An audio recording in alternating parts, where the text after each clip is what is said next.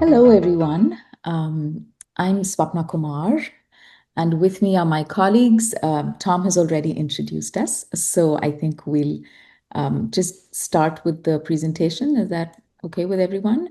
Um, I'd like to give a little bit of background about where this study came from.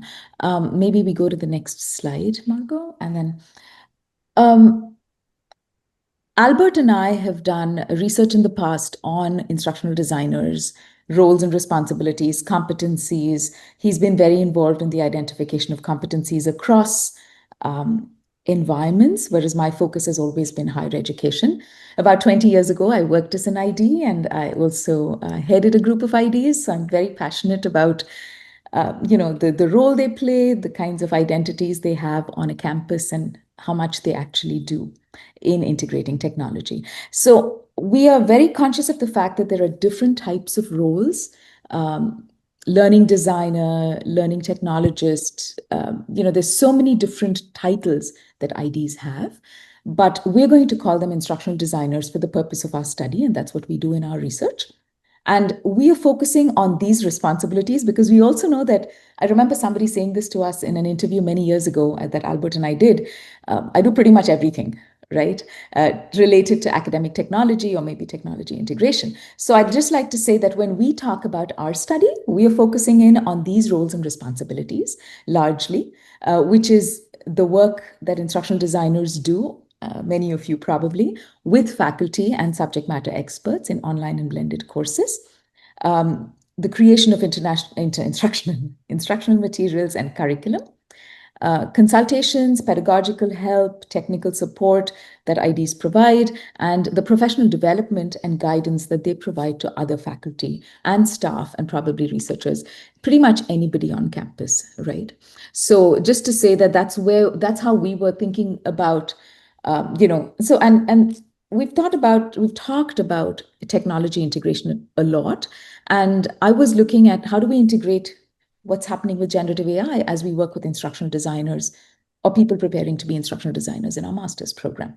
So we collaborated with Margeaux and Ariel, who are instructional designers themselves, and thought about how can we talk to IDs about how they are using generative AI in their work.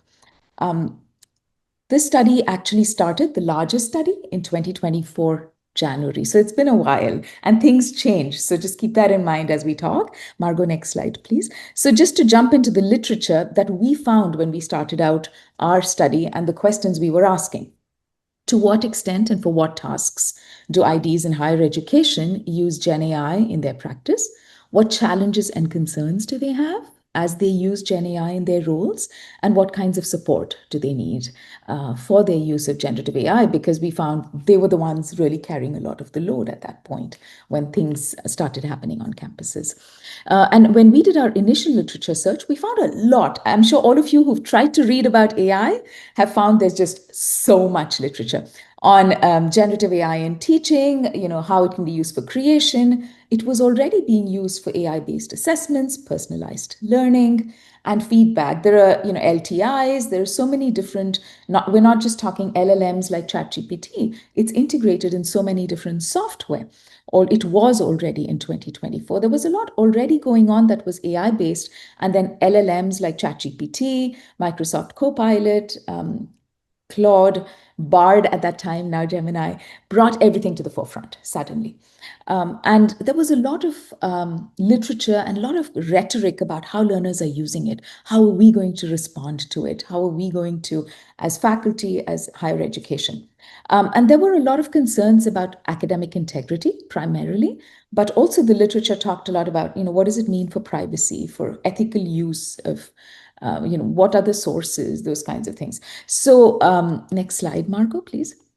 So as we looked at what we saw in the literature, we didn't see much at that point. When we started our initial study, which was we interviewed 15 IDs, all at one institution, about their use of generative AI in their work whatever that might be. We kept it really open-ended. And what we found, and what 2 other studies also found in 2024, as they surveyed IDs or worked with IDs, were that most people were using it for, thinking of AI as a collaborator, as a cognitive partner, to help them as they brainstormed, thought about activities, thought about various kinds of things they wanted to do.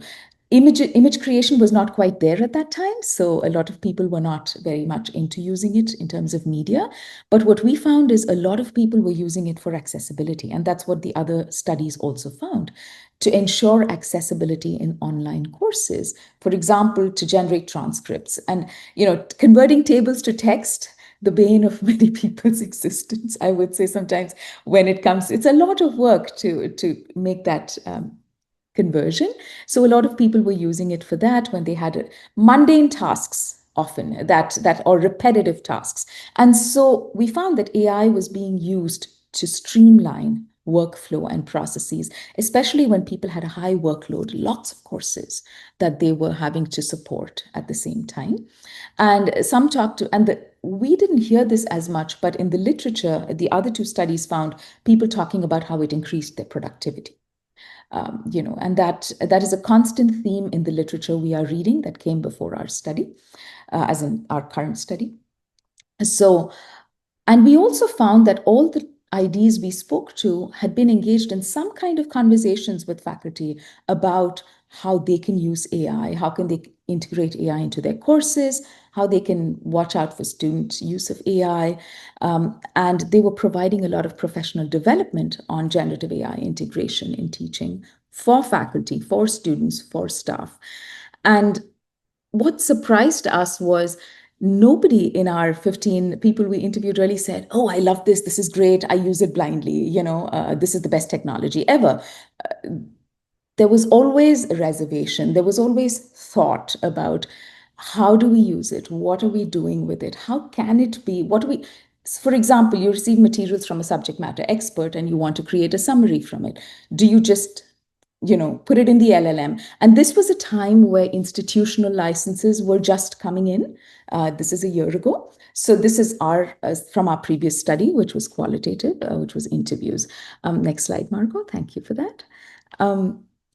And we also asked them about challenges. So on that point of conscientious use, they talked about how it was not always accurate. They always had to have the subject matter expert or the faculty member check it because IDs didn't necessarily know the content. So if something was being edited or converted, or even if they were trying to generate something from previous material, they needed to get the accuracy checked again. Sometimes if something was generated, they didn't know what the sources were, so they were not completely sure about what about intellectual property? What are we doing with these things, right?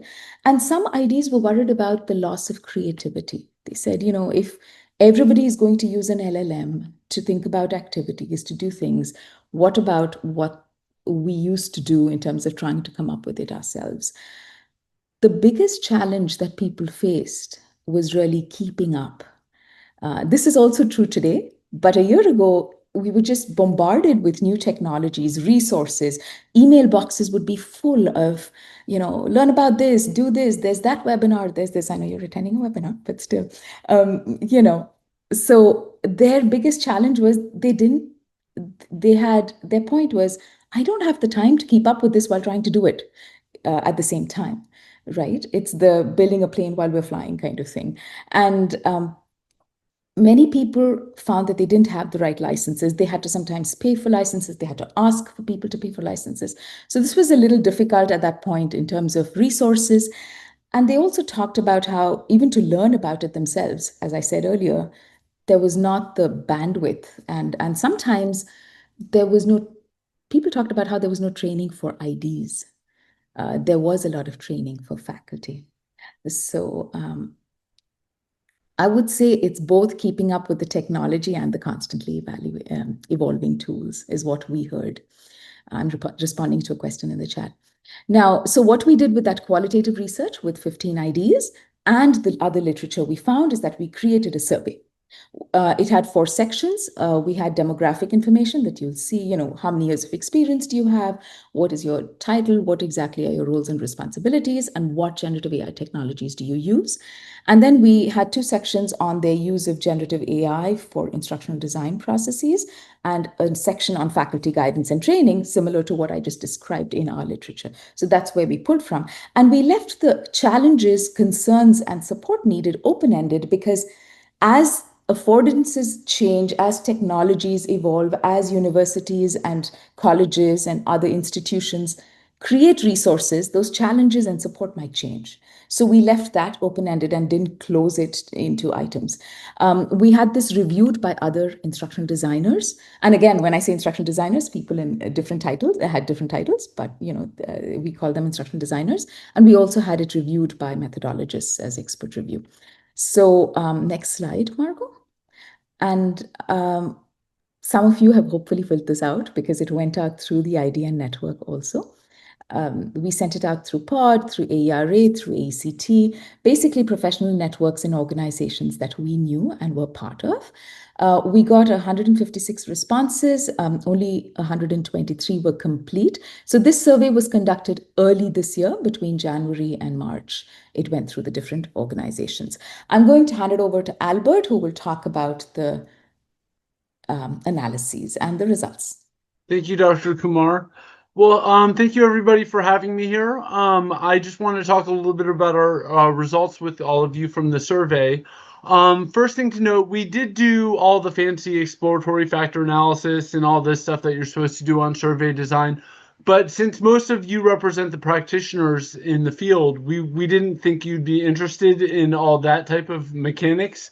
So we decided to focus on the descriptive information that came from our study as well.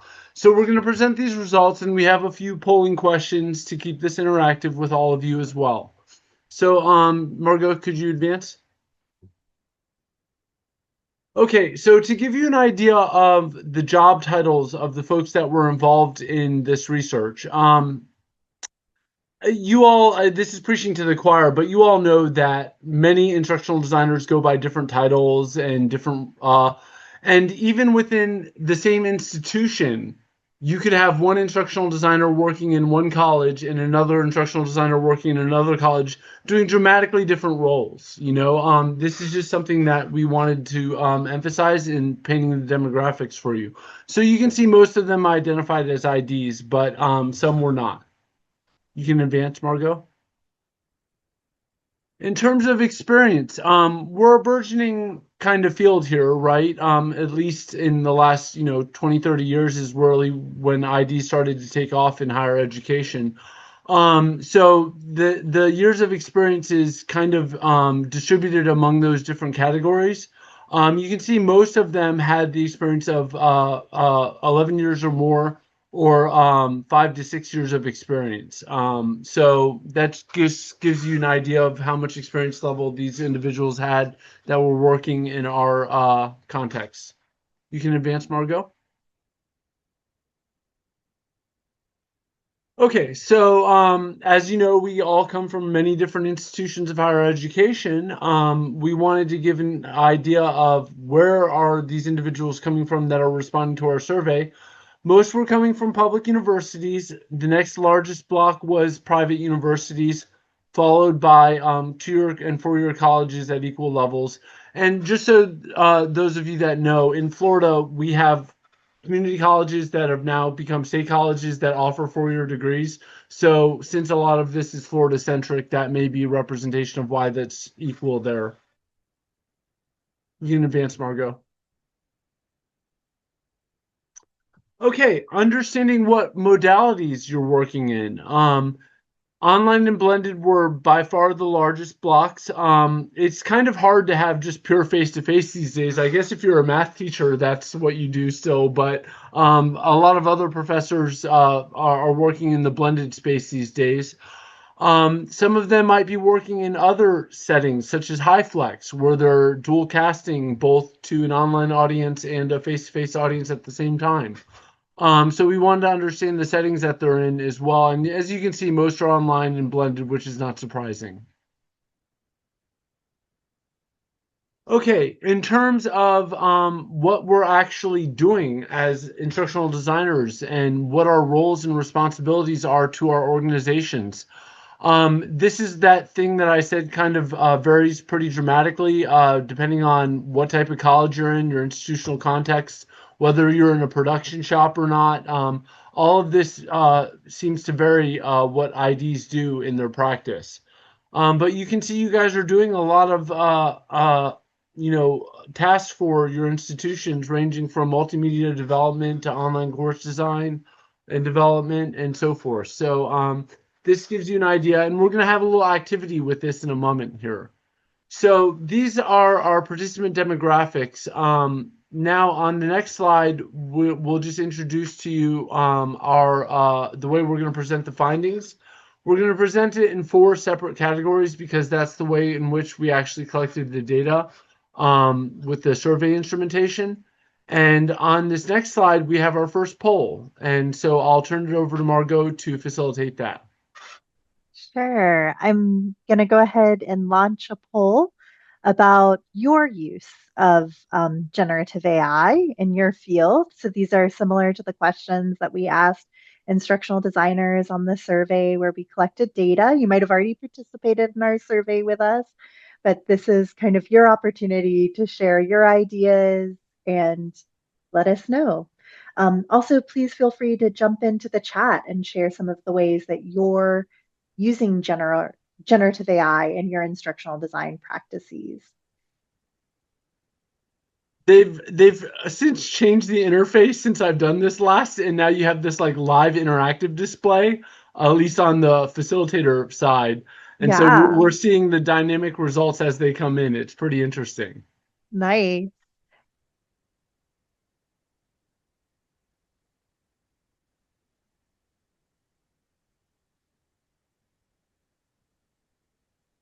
Looks like we have quite a few responses, 120 of the 190 people in this webinar. Wow, there's 190 people in this webinar. So that's great to see so many results here. And I'll leave the poll open for just a little bit longer. It looks like we're almost up to 75% of folks in this room have contributed. So amazing. Okay, I'm going to go ahead and end the poll. And we'll take a look at our survey results, and then we'll share those results of this survey, the poll. So this is the types of GenAI tools that were being employed by instructional designers. You can see that not one tool was like the dominant aside from ChatGPT. I guess Microsoft Copilot was up pretty high, but no one tool besides ChatGPT was at the dominant level. So this just gives you an idea of what's out there. And then if you want to continue on, Margeaux, this is where you can now publish our results so we can see them simultaneously if you could.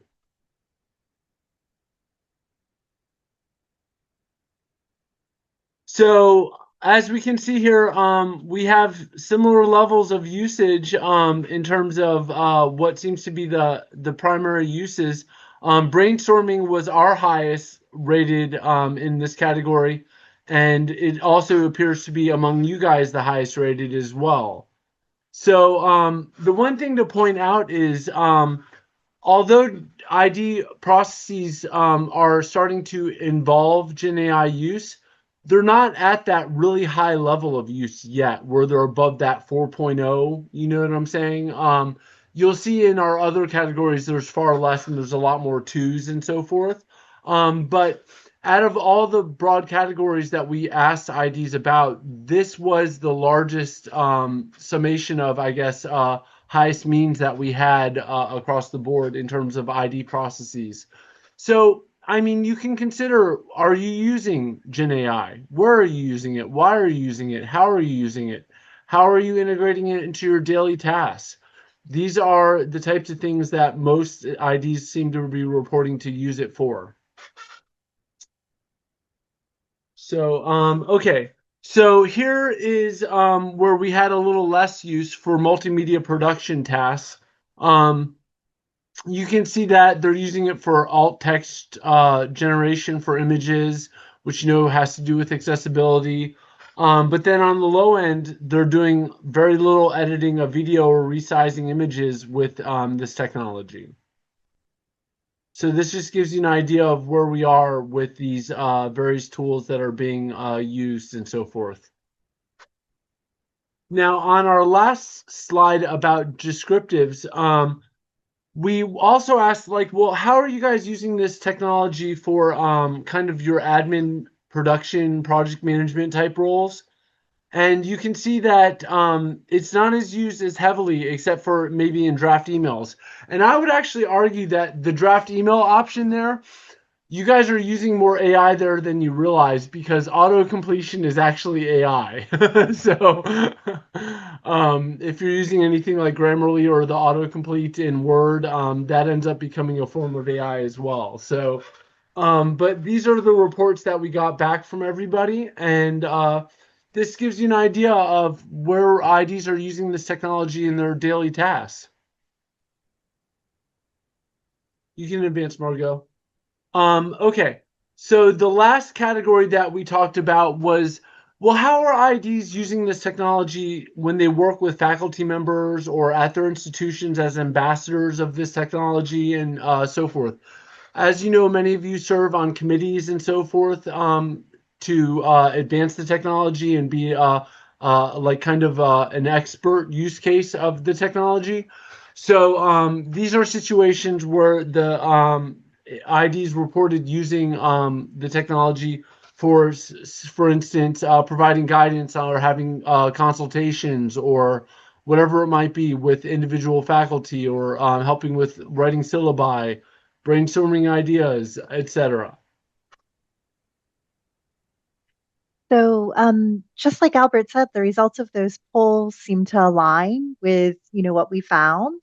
And in the chat, there's some interesting ideas for the developing of learning activities, which is, I think some of those are the most exciting versions, the most creative versions that we see with this generative AI collaboration and support. I'm going to go ahead and stop sharing the poll. And we're going to have another poll. This one is about the challenges you might face as an instructional designer with using generative AI. So I'm going ahead and launching that one. So we want to know, what challenges do you face using generative AI in your practice?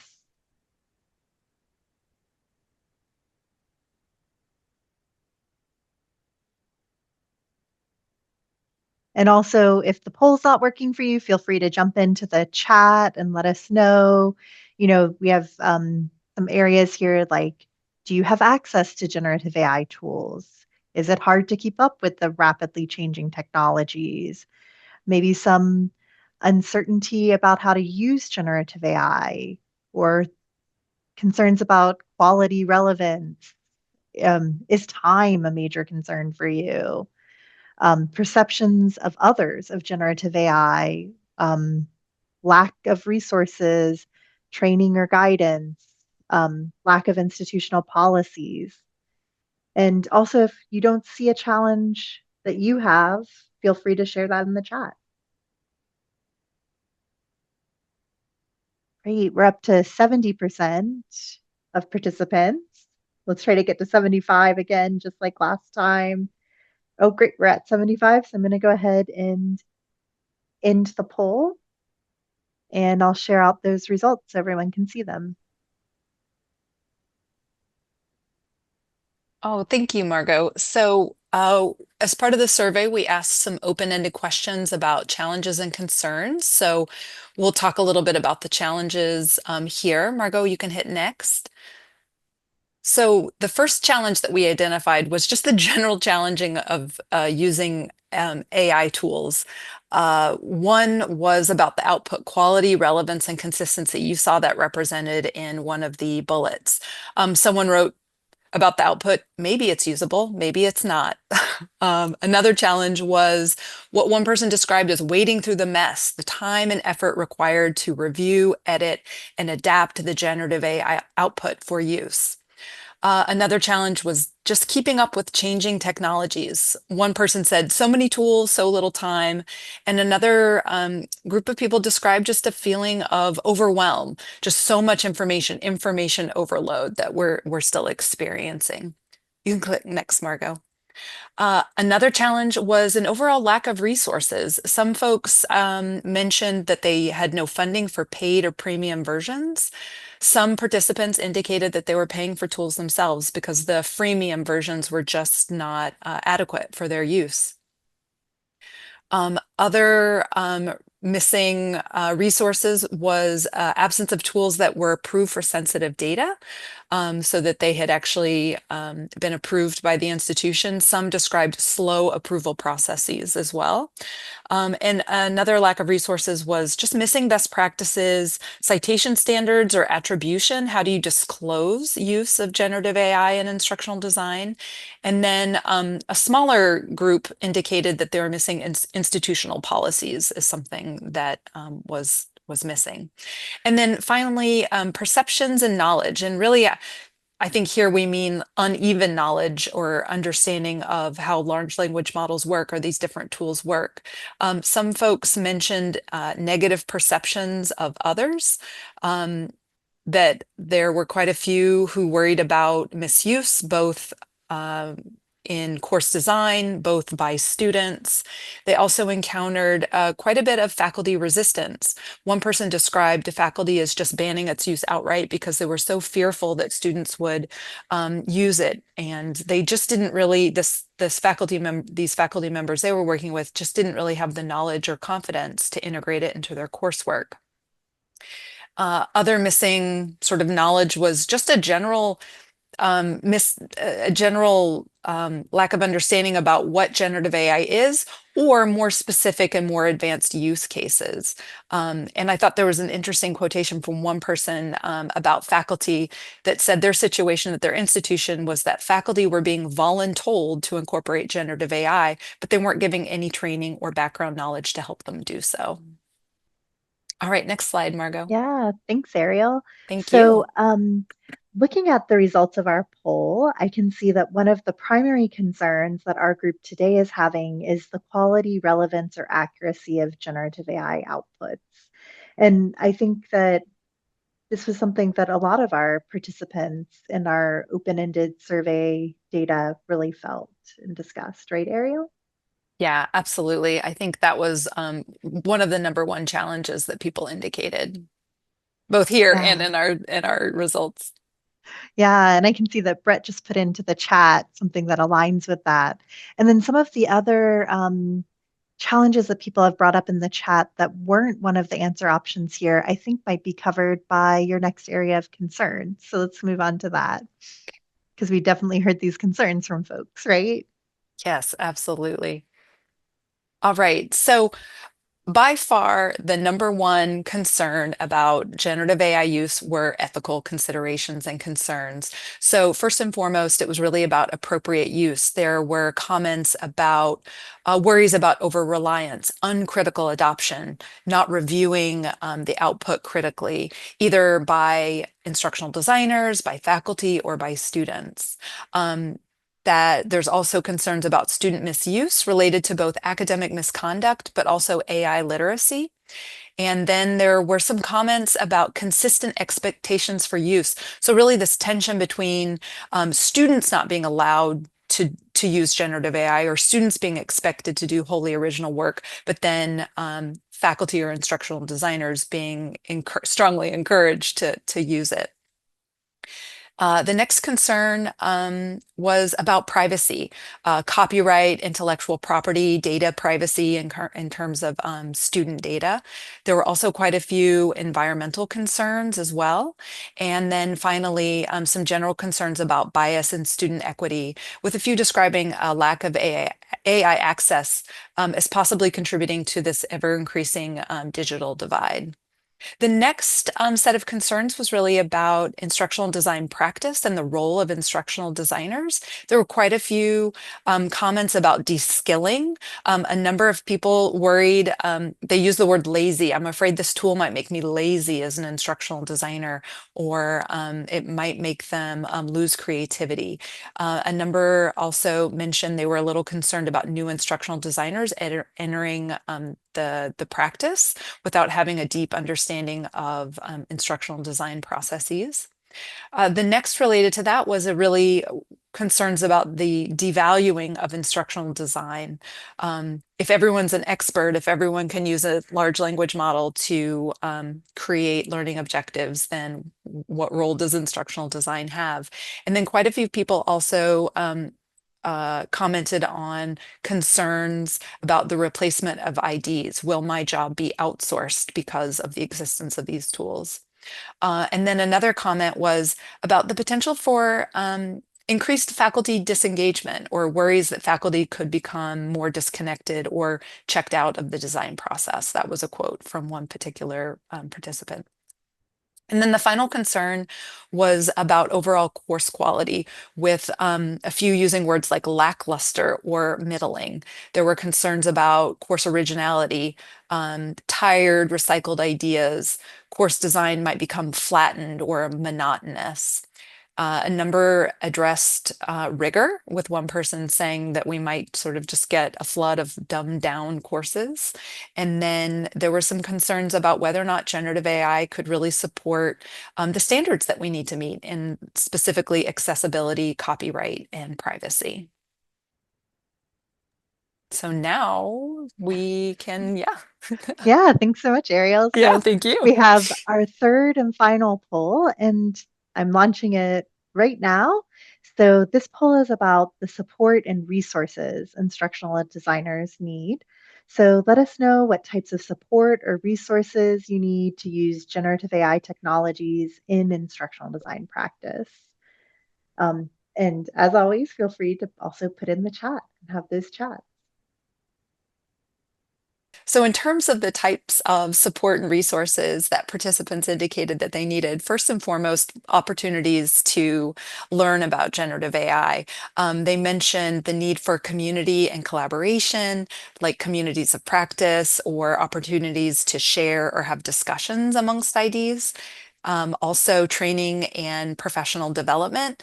And they mentioned things like webinars, workshops, short courses, toolkits, or guides. And these, the topics of the things they'd like covered included best practices, use cases, best prompts, and then acknowledging use of generative AI. The next category of support was access to tools. Funding for those premium or paid subscriptions, or an institutional license to a particular tool. They also mentioned the need for a secure and approved tools, so tools that were, allowed for different kinds of data. And some also mentioned that they just wanted more tool variety, that they might have one tool. A few even mentioned that they had an institutionally provided tool, as UF does, but they needed tools that did more things, that created multimedia, not just a large language model that produced text. The next category of support was time for exploration. Participants talked about needing more time to learn, to explore, to practice, and also to research different tools. One person said, we need much more time. We need to slow down and provide faculty and staff the time and space to explore tools. The next category was guidelines and direction. And so that included both institutional policies, though that was not quite as common, and guidance from the institution. And then one participant emphasized the importance of IDs having a seat at the table. They said it should really be about ID inclusion in the direction, partnership rather than exclusion, is the way they put it. And then finally, we had a category of people who said that they really didn't need any additional support. So that's why we had that I don't need any additional support at this time option, that either the institution was already providing adequate support and they felt very supported, or some people indicated that they just didn't have any interest in exploring the support because they really didn't have a lot of interest in using further. One person said, I have access to what I need, I'm just not all that interested. So a variety of perspectives there. Thanks, Margeaux. Yeah, thank you, Ariel. I think that a lot of our poll lined up exactly with what you said when people had to prioritize, which is surprising too. So it does look like, people really wanted those examples and use cases, which you said was, what was talked about most in the qualitative data. And then it looks like when people had to prioritize things, they really needed that time to learn and experiment. So I'm going to go ahead and stop sharing the poll. And let's move on to our next slide. Okay, so I'm going to jump in back again. I appreciate everyone who stayed here so long and took part in the polls. Just to wrap it all up, it's been really interesting for us. The first thing we noticed is that the IDs who responded, over 80% had over 5 years of experience. And that was interesting because these are people who know how these processes work, who have the experience, are mature users of other technologies. And going back to something somebody else said, and your own poll, a lot of the use is focused on brainstorming and ideation, and it is still very text-based that people are using it for. We found that the images, captions, transcripts, etc., were being used, but not as much for audio, video, the kinds of things that we might expect IDs to be doing a lot in their roles. And people are really providing a lot of guidance and professional development for others. That said, Margeaux, next slide, please. IDs are in that, with every change, with say, as I think it became apparent during COVID the most, the role that IDs played in the integration of technology in institutions and other organizations. And, this is again a fast evolving technology, a constantly changing landscape. And as they are integrating it in their workflow or trying to help people use it, the biggest challenge is, again, time to learn, even in our data here, resources and guidance, institutional policies, and just messaging about where is it appropriate to use it, how is it appropriate to use it. And IDs are also looking for professional development, but more importantly, many of them have questions, larger concerns about, yes, this is useful for small tasks, mundane tasks, streamlining, but creativity, quality, and those are some of the things that we are seeing again that also came up in the chat, are still concerns for people who are, when they, it's given the increasing workload that IDs have and the increasing number of responsibilities, and I say IDs you all have, I would say, people look to this on the one hand as something that will ease their workload. On the other hand, there are larger questions in their minds about what exactly is going on in the actual creation of curriculum, the actual learning activities, and how students are being engaged. So that's what we have. We didn't come up with, this needs to be done, that needs to be done. This is the publication we had on our interviews. We'll be happy to share with the IDN network when we have this survey data also published. And that's really what we have. Questions, comments, those are our email IDs. I hope that... I Yes. wanted to bring up one comment that was made by Jason Frank. He said, more support is needed for resisting the technology. It is often being sold as a panacea, and so many ideas feel like they need AI to be more effective and productive. People should be able to push back against this, but they need an open environment that would tolerate dissent. And I just wanted to bring that up. As being at a university that is really moving forward with AI full force, I sometimes feel the same way, Jason. That's something that we face in this environment as well. And we need environments to understand that this is not a panacea. It has as many holes in it as any other technology that we've put out there before. So I just wanted to bring that up. I thought that was a very nice point. I agree. And ethical frameworks are being created But as the technology and its affordances change, they also have to adapt, and that's a disadvantage. Thank you all for being here and for your time during your very busy days. Any quick questions? I think we have 2 minutes. Tom, over to you if you need to wrap up. And please get in touch if you have questions, you want to talk to us.